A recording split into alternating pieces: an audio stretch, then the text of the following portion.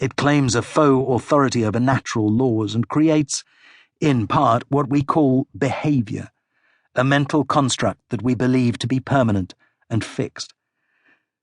When I offered the idea of rejecting the mind's judgment as a possibility to someone recently, they looked horrified. But what if my gut told me to go out and kill people? Something has to stop me. We're so used to authority telling us what to do that we've lost the reflex and confidence to listen to our gut.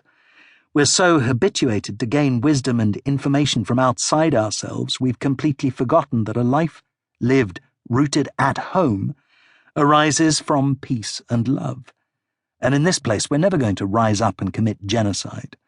That kind of behavior can only emerge from an isolated and conflicted mind.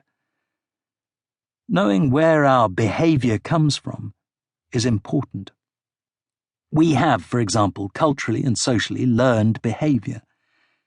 How one should hold a knife is a simple but interesting example. I was told as a child there was a right way, forefinger on top of the knife, and I took this on board. When I got to school, I saw my playmate hold his knife in a different way. He gripped it like a pen. Was he then wrong? Of course he was. My programming told me so, and he and I, on some level, were divided by this thought, which was reinforced when I asked my mother about it. Is this not a madness? What we need to remember is that while social norms are part of life and many of these traditions, habits, and behaviors serve us well, someone somewhere made them up and passed them down. They're not real in the sense of something permanent or true, and you won't find your way home in knowing how to behave at a dinner party.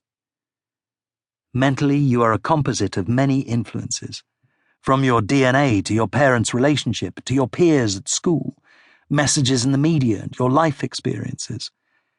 As we grow and respond to the world around us, we develop an idea of who we think we are and what we believe to be true.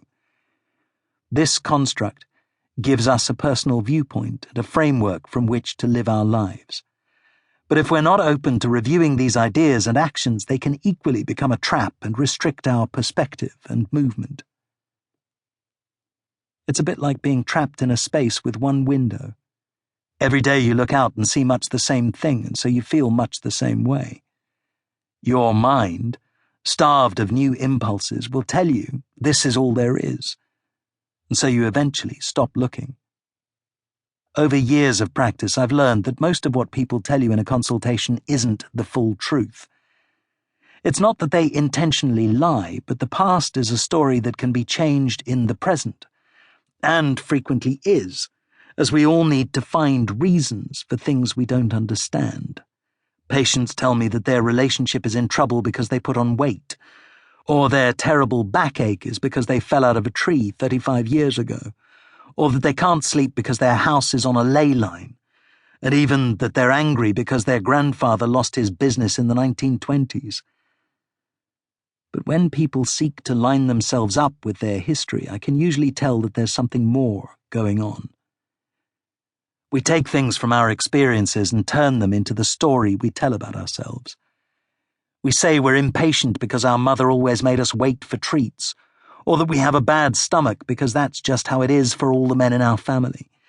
We think we're night owls because we can't sleep, or we have low blood sugar and that's why we need to binge occasionally. We reckon that we love the adrenaline of stress, or that we're just one of those people who gets sluggish and hibernates in winter.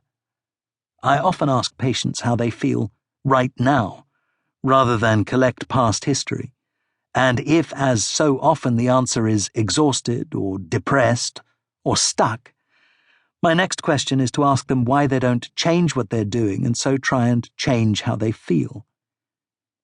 Recently I saw a new patient who'd been trying to come off very addictive sleeping pills for 5 years. Some 3 years before she came to see me, doctors had discovered that she had acute ulcerative colitis, and after an operation to remove her colon, she'd been given the all clear. I asked her what had been going on in her life in the years immediately before this diagnosis, and the first thing she burst out with was that her parents had an almost derelict house in Cornwall, and they'd stuffed it with bric-a-brac from antique shops. They don't know how to look after themselves.